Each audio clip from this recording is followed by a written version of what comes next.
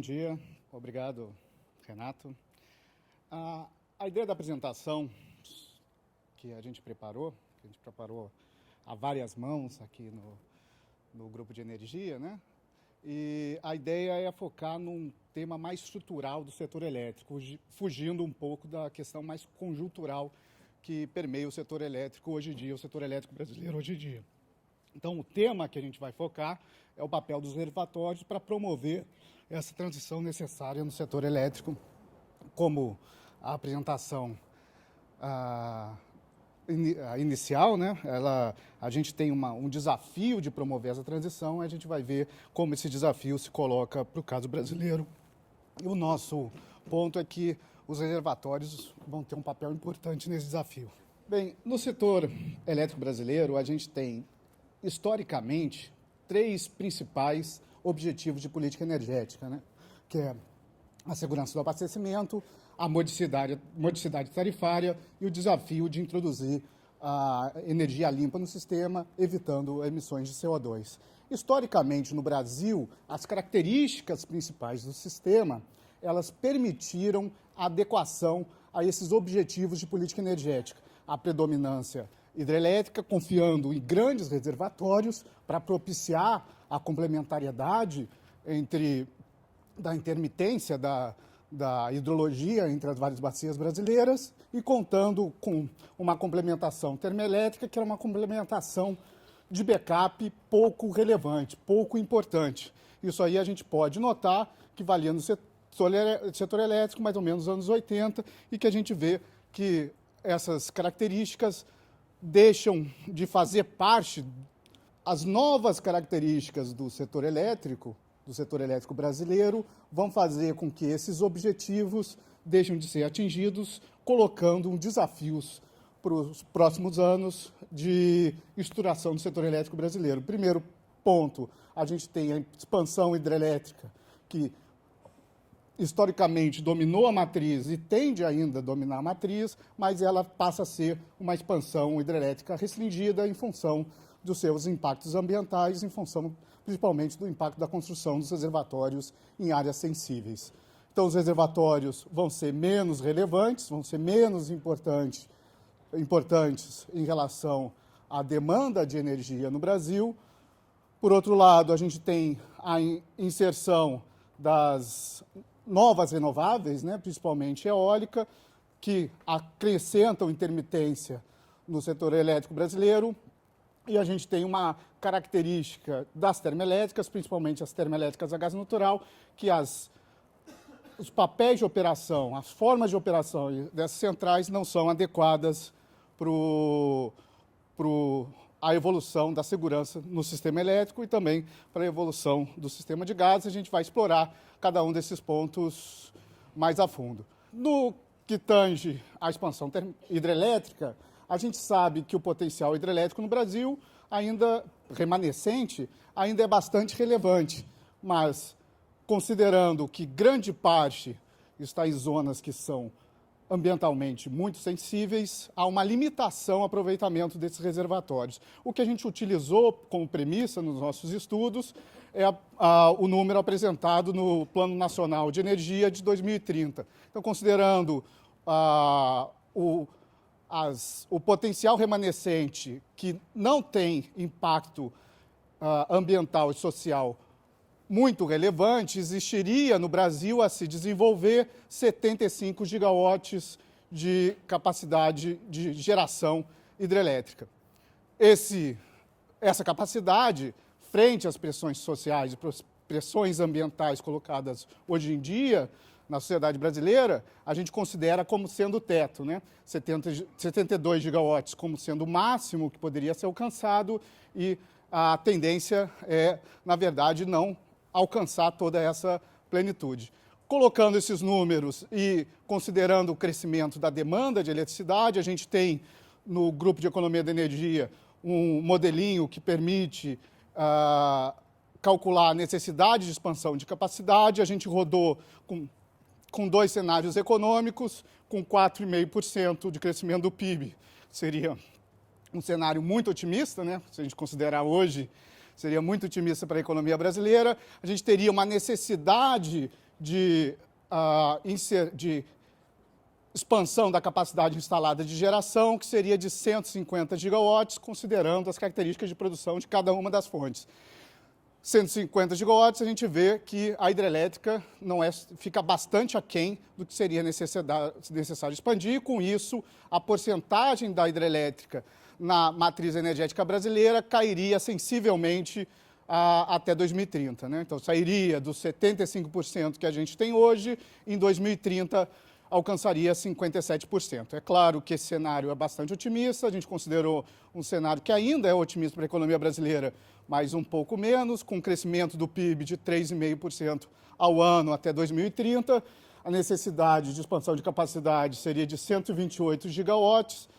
Nesse caso, as hidrelétricas representariam 63% da matriz de geração lá em 2030.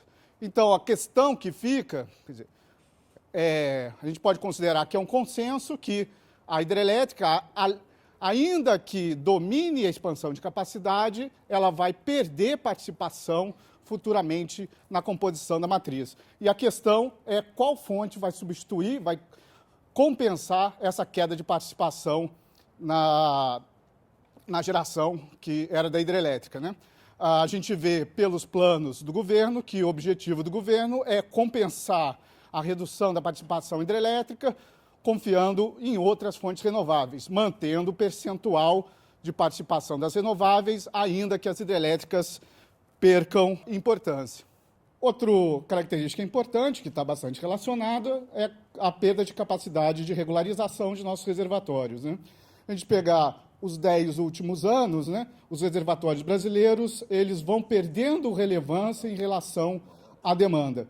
Se a gente tivesse os reservatórios totalmente preenchidos, né, preenchidos em plena capacidade lá em 2002, a gente teria capacidade suficiente, energia suficiente nos reservatórios para atender 6 meses da demanda de eletricidade. Então, metade do ano, metade da demanda de um ano poderia ser atendida somente com a energia contida nos reservatórios, se os reservatórios estivessem completos até 100%. É claro que isso não ocorre porque outras fontes energéticas contribuem também para a geração de eletricidade e a hidrologia, a chuva nunca é zero, né? Sempre tem alguma chuva, o que permite, na verdade, uma regularização muito além desses 6 meses. Então, essa capacidade que era de 6 meses caiu para 5 meses. A gente pode fazer a ilustração como de uma família, né? Uma família que inicialmente é um casal, muda para uma casa, a casa tem uma caixa d'água, essa caixa d'água, quando a família é somente esse casal, é plenamente suficiente e até tem água de sobra para atender suas necessidades. Conforme a família vai crescendo, vão chegando os filhos, a caixa d'água passa a ser insuficiente para atender todas as suas necessidades e, na verdade, passa a ter uma preocupação com o uso da água dessa família. Se a gente pegar para os próximos 10 anos, a gente teria uma redução dessa capacidade de regularização, ainda caindo para 4 meses no final do período.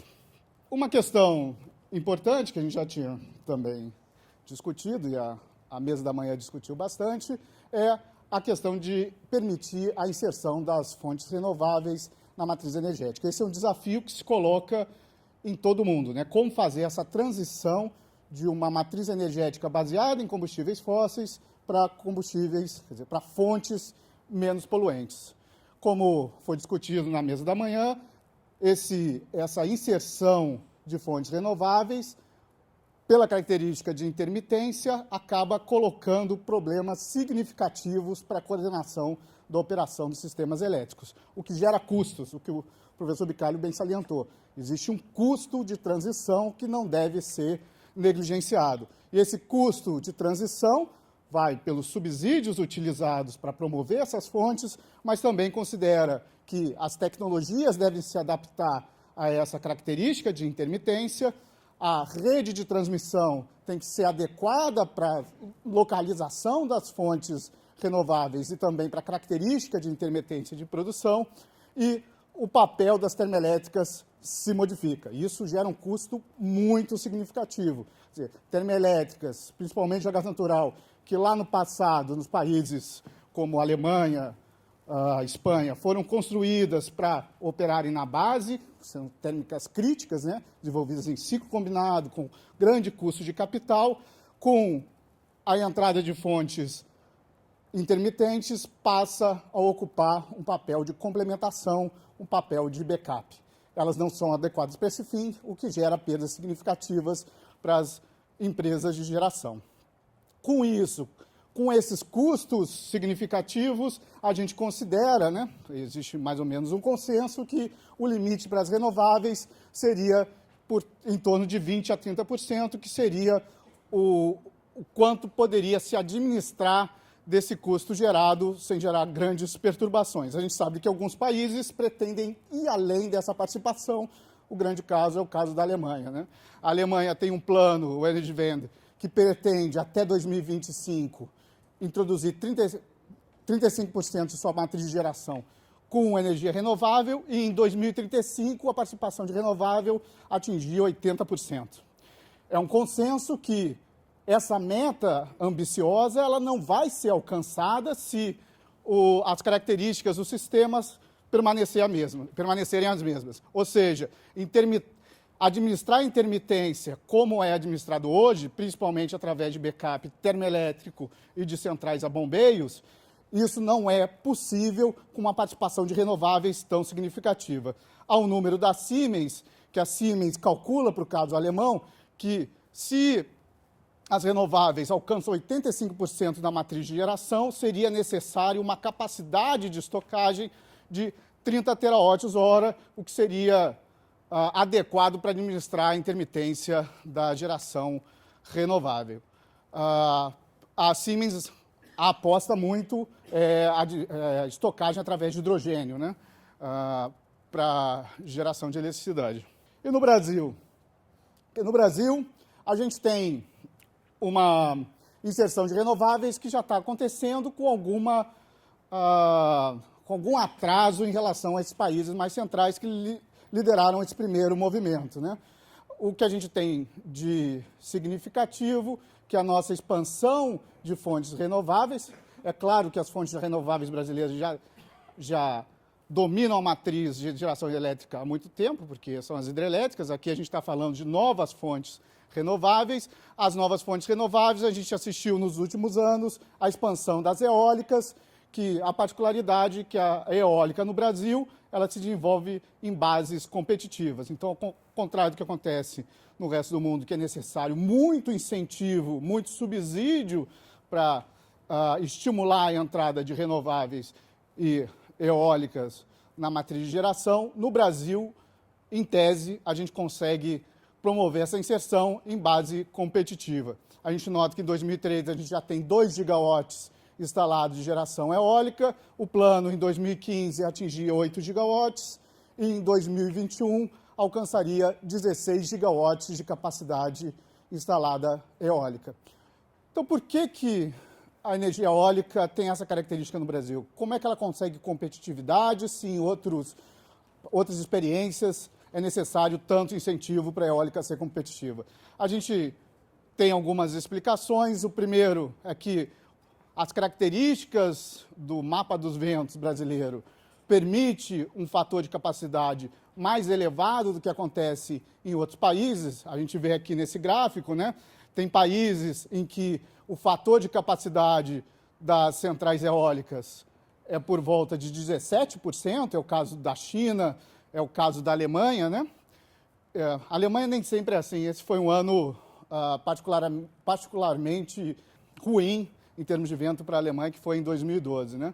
Mas no Brasil a gente chega a alcançar valores que são de 35% a 40% de fator de capacidade. Quer dizer, o fator de utilização das centrais eólicas brasileiras, devido à incidência de vento, da adequação dos ventos, o fator de utilização dessas centrais é maior do que acontece no resto do mundo. Se a gente está utilizando centrais eólicas com o dobro de intensidade do que em outros países. Isso significa que a central eólica é 2 vezes mais competitiva no Brasil do que em outros países, porque o custo de geração eólica é basicamente o custo fixo, né? Então vai ser depreciado o custo fixo num volume muito maior de produção. Além disso, a gente tem outras 2 características que são muito propagadas. Primeiro, a complementação entre hidrologia e vento no Brasil, quer dizer, os períodos em que a maior incidência de ventos são aqueles períodos em que chove menos, então há uma facilidade de complementação entre essas 2 fontes, mas o que é mais representativo, e é que a gente vai mais destacar nessa apresentação, é que no Brasil a gente não depende, ou não deveria depender, de um backup termoelétrico para introduzir as fontes renováveis, para introduzir a fonte eólica, porque a gente tem os reservatórios. Os reservatórios poderiam ter esse papel de complementação da geração eólica com custo bem menos significativo do que as termoelétricas e com menor implicação em termos para a organização da cadeia produtiva. Então, aquele desafio que ocorre no caso alemão de introduzir maior capacidade de estocagem, no Brasil está mais equacionado. Por outro lado, no Brasil a gente tem uma dificuldade da inserção das termoelétricas, né? As termoelétricas, principalmente a gás natural, elas têm um ritmo de operação que é descasado em relação aos interesses da indústria de gás e, por consequência, acabam não prestando também o papel que seria necessário para a indústria de eletricidade. A gente, no grupo de economia da energia, a gente cunhou um termo para essa observação, que seria a integração truncada entre os setores elétricos e os setores de gás natural. Então, o despacho das termoelétricas a gás, historicamente, ele não permite uma remuneração adequada da infraestrutura. Quer dizer, ainda que seja possível gerar uma remuneração suficiente, principalmente através do pagamento pela disponibilidade para as centrais termoelétricas, a remuneração não é suficiente para remunerar toda a cadeia de infraestrutura de gás, que é o mais relevante para a indústria de gás. Se a gente notar no gráfico que está ali à direita, a gente nota que o padrão de utilização das centrais termoelétricas a gás no Brasil é um fator de capacidade por volta de 25%, muito baixo. A gente vê que em 2012 já cresceu bastante, em 2013 mais significativamente. Para resolver esse problema de dificuldade de integração da indústria de gás e de eletricidade, se apostou numa oferta flexível de gás natural para atender à demanda de eletricidade. O problema é que essa oferta flexível, que vai até além do gás natural, né, a gente pensar também em centrais a óleo combustível ou a diesel, elas são centrais que são muito custosas e elas não são adequadas para a característica do despacho brasileiro, porque apesar das termoelétricas serem pouco despachadas, a frequência de despacho é pequena, como a gente vê no gráfico acima. Quando as centrais são despachadas, elas tendem a ser operadas por um período longo. E isso gera um custo insuportável para a sociedade, como a gente está vendo hoje, né? Isso eleva o preço de curto prazo da eletricidade no Brasil, o PLD, eleva as compensações relacionadas à utilização de energia termoelétrica. Aqui a gente vê a evolução do recebimento por segurança energética na composição do encargo de serviço do sistema, que está naquele gráfico abaixo. Se a gente somar o valor dos últimos 12 meses, a gente chega a um valor de 10 bilhões de reais que foram pagos para compensar o despacho termoelétrico para atingir a segurança do abastecimento, o que tem um peso significativo sobre a conta do consumidor, já que o encargo de serviço do sistema é repassado para o pagamento do consumidor final. Além disso, isso gera um desequilíbrio na própria cadeia produtiva, né? Porque a utilização dessas fontes mais caras acabam gerando prejuízo para trás na cadeia. A gente sabe que o prejuízo está sendo gerado para a Petrobras, porque vem de um GNL a um preço que não é remunerativo em relação às importações de GNL. Aqui até é bom salientar o seguinte, no Brasil a gente tem uma convivência de termoelétricas que são as termoelétricas que foram feitas para um despacho, uma operação mais frequente, com preços muito diferentes, com custos muito diferentes em relação a essa oferta flexível. Se a gente pensar em oferta de gás, tem termoelétricas operando no Brasil que tem um custo de gás que é lá do PPT, que está próximo a $5 por milhão de BTU. E tem termoelétricas que utilizam GNL, óleo combustível, e que estão a um custo de equivalência de gás de $17 por milhão de BTU. Então, são termoelétricas totalmente diferentes e a nossa observação é que essas últimas não são adequadas para o caso brasileiro. Bem, vamos entrar mais no tema da apresentação, né, de discussão da apresentação, que é a utilização dos reservatórios, né? A segurança no abastecimento do Brasil ela foi colocada em xeque, quer dizer, já foi lá no passado, lá no racionamento, e voltou a ser colocada em xeque mais recentemente, principalmente em 2012. Né? Em 2012, a gente observou que os reservatórios foram deplecionados uma taxa muito significativa. Chegamos em dezembro de 2012 com os reservatórios do Sudeste e Centro-Oeste com 29% de armazenagem. Isso nesse ano, em fevereiro, se tinha capacidade nos reservatórios para atender a capacidade de 80% de preenchimento dos reservatórios. Então, os reservatórios saíram de 80% em fevereiro, chegaram em dezembro com 29%. A gente tem uma utilização do reservatório que é definida por critérios ad hoc, que vem lá da curva de aversão ao risco, né? E decisões que, na verdade, a utilização dos reservatórios e a questão da segurança energética no setor elétrico brasileiro, ela vai ser administrada não por critérios de mérito, e sim por decisões do Comitê de Monitoramento do Setor Elétrico. Então, são regras políticas, regras ad hoc, né, com toda... não é uma crítica, né, são necessárias, mas quem define a operação acaba sendo o comitê. A outra evidência é a própria resolução do CNPE, a resolução número 3 de 2013, né, que tenta dar uma solução desse problema, tentando colocar os critérios de segurança inseridos dentro da formação de preço de curto prazo. O que a gente vai mostrar aqui é que isso atende a alguns problemas, mas há problemas além da própria resolução número 3 do CNPE. Bem, a proposta que a gente gostaria de colocar em questão, aqui em debate, seria um novo padrão, um novo papel para os reservatórios brasileiros. Os reservatórios brasileiros, eles tinham um papel de administrar volatilidade e intermitência hidrológica, principalmente minimizando o custo de operação, e aí o reservatório sendo utilizado de uma forma simplificada, voltada para a fonte de energia.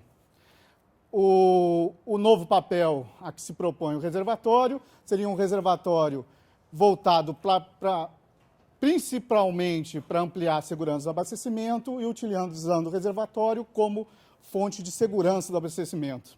E aí, um novo papel também seria administrar essa intermitência das outras fontes renováveis, principalmente a intermitência eólica. Se a gente fosse simplificar, né, o papel usual dos reservatórios, então, seria de propiciar fontes de energia, enquanto as termoelétricas eram utilizadas como fontes de segurança, sendo despachadas nos períodos mais críticos. O que se aponta seria para uma nova forma de utilização, em que as termoelétricas são utilizadas mais como fonte de energia e os reservatórios é que teriam um papel mais relevante como fonte de segurança do abastecimento.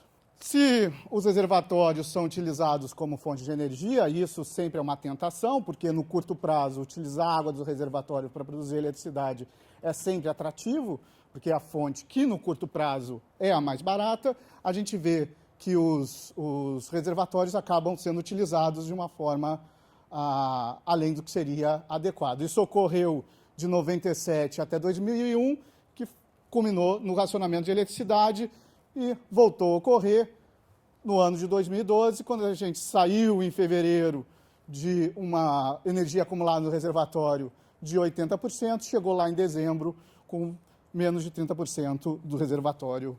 A questão para debate seria colocar os reservatórios como fonte principalmente como fonte de segurança do abastecimento. É importante citar que mesmo com aquela redução de capacidade de regularização dos reservatórios, ainda assim nossos reservatórios são muito relevantes como fontes de estocagem, né? A gente tem uma capacidade total de estocagem de reservatórios que é de 208 terawatts-hora, que é equivalente a 40% do consumo anual brasileiro. A gente viu para o caso alemão, a perspectiva do caso alemão é alcançar uma capacidade de estocagem que era de 30 terawatts-hora. Então, a gente já tem essa capacidade de estocagem. Ainda que venha a cair a participação dos reservatórios de relação à demanda, ainda assim, a capacidade de estocagem ainda é muito relevante. É relevante até para outros setores econômicos, né? É difícil a gente pensar um setor econômico que tenha uma capacidade de estocagem que seja suficiente para atender 40% da demanda anual. Essa nova forma de utilização dos reservatórios, é claro que tem implicações de custo. O valor da água ele vai aumentar, quer dizer, se a água tem novos papéis, a água contida nos reservatórios tem novos papéis, ela se torna mais valiosa. Com isso, isso modificaria a operação do setor elétrico brasileiro, com as termoelétricas operando com mais frequência, na base da curva de carga, operando com um fator de capacidade muito mais elevado do que a gente viu historicamente. E, além disso, os reservatórios poderiam ter o papel de propiciar um backup para as fontes intermitentes, principalmente para a fonte eólica. Esse novo papel teria também um impacto na expansão do sistema. Na expansão do sistema, eu acho que a grande questão é essa, né? Como o Brasil, tendo essa capacidade de estocagem de eletricidade através dos reservatórios, ele pode valorizar essa vantagem, transformando numa vantagem comparativa, numa vantagem que que implique numa maior fonte de segurança do abastecimento no Brasil, uma maior participação de renováveis na matriz de geração e para um custo de uma modicidade tarifária no setor elétrico. Essa é a grande questão, como valorizar essa vantagem de ter reservatórios.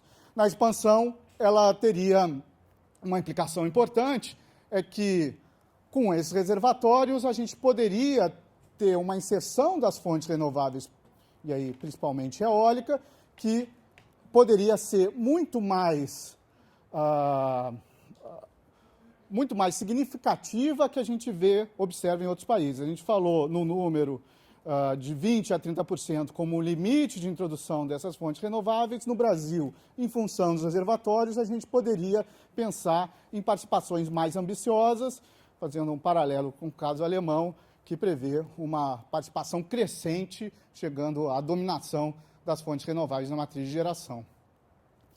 Além disso, a estocagem em reservatórios elétricos não é a única forma de estocar energia. Quer dizer, na medida em que a estocagem passa a ser mais valorizada, outras formas de estocagem passam a ser mais competitivas e também podem se tornar mais significativas no futuro, e aqui a estocagem de gás natural é uma possibilidade, já que muitos países têm capacidade de estocagem relevante de gás natural voltado para o atendimento de centrais termoelétricas. Outra questão relevante que a gente vê nesse gráfico à direita é como o crescimento da demanda vai ficar bastante superior ao crescimento da capacidade de geração hidrelétrica, existe um gap a ser cumprido, que seriam essas termoelétricas que vão operar com uma maior frequência, umas termoelétricas que operariam na base. E a discussão que se colocaria, quais seriam as fontes mais adequadas para essas termoelétricas que operam com mais frequência. A gente vê ali que existem 50 gigawatts de intervalo para inserção de termoelétricas com essas características de operação lá em 2030, mas a gente não sabe ainda qual é a tecnologia que é mais adequada para atender essa necessidade de expansão. Certamente não é a tecnologia que é selecionada hoje, que são através de ofertas flexíveis de combustível, né? Então, seriam fontes que seriam com despachos mais frequentes e com custo muito menor do que a gente tem hoje em termoelétricas no Brasil. Essa questão, essa nova utilização dos reservatórios, ela coloca uma série de questões, de desafios nessa transição do setor elétrico brasileiro. A primeira conclusão é que a gente chegaria é que o setor elétrico brasileiro ele não está estabilizado. Existem mudanças significativas que o setor elétrico deve passar nos próximos anos. Essa nova utilização dos reservatórios com maior valor da água, um valor da água mais elevado, vai ter implicação não só física, que a gente já apresentou, mas também sobre fluxos financeiros, né? Os fluxos financeiros do setor elétrico brasileiro teriam que ser revistos, né? Porque os fluxos financeiros hoje são baseados no conceito de garantia física, que tem uma lógica de operação, que é uma lógica de operação com regras de reservatórios e termoelétricas sendo utilizadas como complementação. Então, os fluxos financeiros necessitam ser também redefinidos. E aí tem um desafio mais drástico, porque a Lei 12.783, ela retirou a renda diferencial das empresas estatais com a renovação das concessões, né? Com menor renda, com menor fluxo de caixa, essas empresas estatais teriam uma capacidade menor de fazer face a esses custos de transição e conduzir a expansão do setor elétrico da forma que seria mais adequada frente a esses desafios que a gente apresenta aqui. Também existem outros desafios, né, que podem ser colocados. Primeiro, se a nossa rede de transmissão ela é adequada a essa nova característica, né, que principalmente com a inserção maior de fontes renováveis, principalmente eólica, né, a gente teria novos fluxos intermitentes, o que gera um estresse sobre a rede de transmissão e certamente necessidade de expansão, de reforço da rede de transmissão com custo significativo. A gente viu no caso alemão os custos que o Bicalho apresentou de reforço na rede de transmissão no caso alemão. A gente também tem uma questão importante, que os reservatórios passam a ser mais valorizados, eles deveriam ter como decorrência algum tipo de remuneração, que a gente não prevê hoje, né? A gente não prevê atualmente uma remuneração para os reservatórios, para as usinas que têm reservatórios. Bem, é isso. Eu espero ter colocado as questões mais relevantes para o debate que vai seguir agora.